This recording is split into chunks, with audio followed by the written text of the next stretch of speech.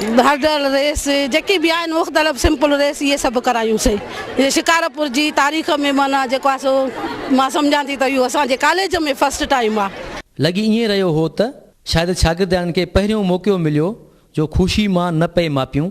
असांखे मज़ो आयो, असांजा पेरेंट्स ॾिसासीं, असांखे ॾाढो मज़ो आयो, एॾो मज़ो आयो, एॾो मज़ो आयो, छा ॿुधायूं तव्हांखे। ॾाढो सुठो लॻो प्रोग्राम, ईअं थींदा रहनि त ॿार अॻिते वधनि, असांजा सिंधी बि वधनि अॻिते।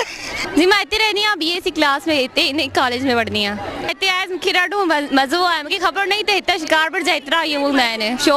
मां साइंस जी स्टूडेंट आहियां, असांखे अची हिते ॾाढो मज़ो आयो, ज़बरदस्त फर्स्ट टाइम असांजे कॉलेज में इहो शो थियो, ॾाढो ज़बरदस्त मज़ो आयो। असांजी मैडम जो आहिनि अञा फनकार जेकर आया, असांखे ज़बरदस्त मज़ो थियो। फर्स्ट टाइम अहिड़ी असां एक्टिविटी ॾिसीसीं ऐं असांखे इंजॉयमेंट थी, त दिलि चए थी वीरा बि थी वञे।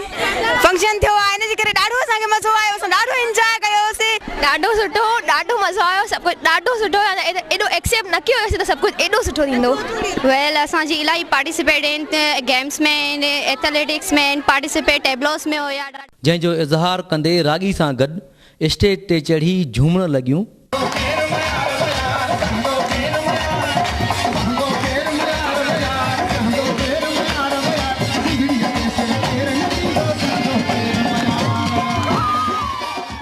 ही त हिकु शिकारपुर में गर्ल्स कॉलेज में थियल महफ़िल मूसीक़ी जे प्रोग्राम जी झलक हुई, जंहिंमें शिकारपुर जे शागिर्दनि पंहिंजी सलाहियत ॾेखारी।